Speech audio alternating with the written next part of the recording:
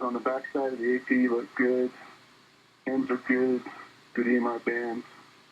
Everything looks clean on the back side of the AP. And copy, we see you inspecting those interfaces. Anything wrong with the bolt interfaces on the AP? I was looking at the H2, other than just seeing some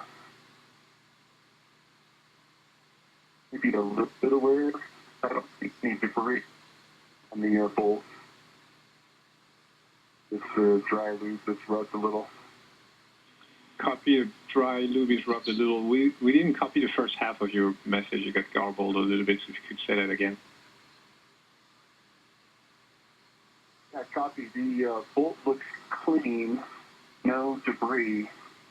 I mentioned that looks like there's a little bit of the dry lube that is worn off the first couple of threads. Okay, thanks a lot for that, Nick, and it sounds good to us, so we can press on. Thanks.